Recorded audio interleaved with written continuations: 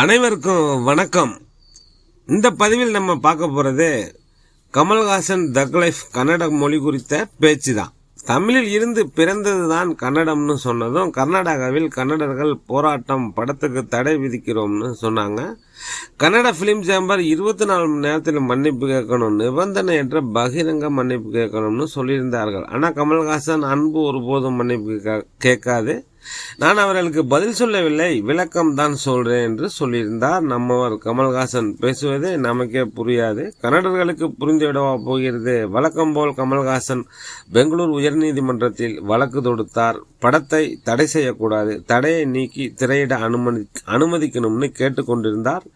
திரையரங்குகளுக்கு போதிய போலீஸ் பாதுகாப்பு வழங்க கர்நாடக அரசுக்கும் போலீஸுக்கும் உரிய வழிகாட்டுதல்களை வழங்கவும் அந்த மனுவில் கேட்டுக்கொண்டார். உயர்நீதிமன்றத்தில் விசாரணை நடைபெற்று வந்த நிலையில் கன்னட நடிகர் சிவராஜ்குமாரை வரவேற்க கமல் பேசிய சிறிய பகுதிதான் அதுன்னு. கமல் எப்போதும் கன்னடத்தை உயர்த்தி பேசுபவர், அவரது கருத்து தவறாக புரிந்து கொள்ளப்பட்டதுன்னு கமல்ஹாசன் பேச்சில் யாரையும் புண்படுத்தும் நோக்கம் இல்லைன்னு குறிப்பிட்டிருந்தார்கள்.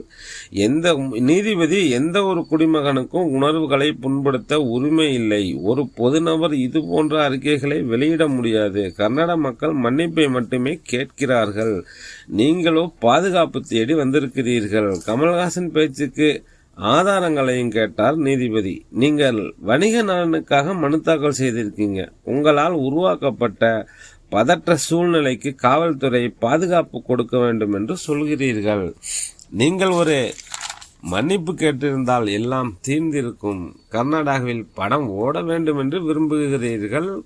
கருத்து சுதந்திரம் மக்கள் மனதை புண்படுத்துவதை அனுமதிக்க முடியாது என்று சொல்லியிருந்தார் நீதிபதி. கமல்ஹாசனை மன்னிப்பு கேட்க அறிவுறுத்தியிருந்தார். இந்த சூழலில் கர்நாடக வர்த்தக சபை தலைவருக்கு கமல்ஹாசன் கடிதம் ஒன்று எழுதியிருந்தார். அதில் கன்னட மொழி குறித்து நான் பேசியது தவறாக புரிந்து கொள்ளப்பட்டுள்ளது, எந்த வகையிலும் கன்னட மொழியை தாழ்த்தி பேசவில்லை, கன்னட தாய்மொழியாக கொண்ட மக்கள் மேல் மிகுந்த மதிப்பும் மரியாதையும் கொண்டிருப்பதாகவும் நாம் எல்லோரும் ஒரே குடும்பத்தை சேர்ந்தவர்கள் என்கிற துணையில்தான் பேசினேன் என்று குறிப்பிட்டிருந்தார். ஒரு மொழி மீது மற்ற மொழி ஆதிக்கம் செலுத்துவதை எதிர்ப்பவன் நான் என்று சொல்லியிருந்தார்.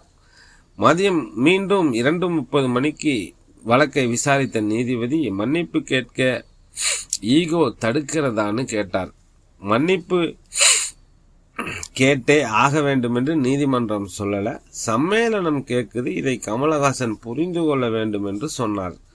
ஒரு மொழியை அவமதிக்கும் நோக்கில் இதை சொல்லவில்லை என்று கமல்ஹாசன் தரப்பில் சொல்லப்பட்டது. கர்நாடக திரைப்பட சம்மேளனம் பேச்சுவார்த்தை நடத்த கால அவகாசம் வேணும்னு கோரிக்கை வைக்கப்பட்டது. அதுவரை கர்நாடகாவில் படத்தை திரையிட மாட்டோம்னு கமல் தரப்பில் தெரிவிக்கப்பட்டது. இந்த வழக்கை 10ஆம் தேதிக்கு ஒத்திவைத்த உயர்நீதிமன்றம் உத்தரவு பிறப்பித்துள்ளது. கமல்ஹாசன் கடிதம் திருப்தி அளிக்கிறது, ஆனால் அதில் மன்னிப்பு என்ற வார்த்தையே இல்லை என்று குறிப்பிட்ட நீதிபதி, பிலிம் சேம்பர், கர்நாடக அரசு கமல்ஹாசன் தரப்பு பேச்சுவார்த்தையில் ஈடுபட வேண்டும் என்று சொல்லியிருக்கார். கமல்ஹாசன் மன்னிப்பு கேட்க மாட்டார், வருமானத்தை காட்டிலும் தன்மானம் பெரிது என நினைப்பார் என்று நமக்கு தெரிந்தவர்கள் சொல்கிறார்கள். என்ன நடக்கிறது என்று பொறுத்திருந்து பார்ப்போம். இன்னும் ஒரு தினங்கள் தான் இருக்கிறது. 10ஆம் தேதிக்கு பிறகு அங்கே படம் வெளியிட்டாலும் பெரிய அளவில் கலெக்ஷன் இருக்காது என்று சொல்கிறார்கள். நன்றிகள்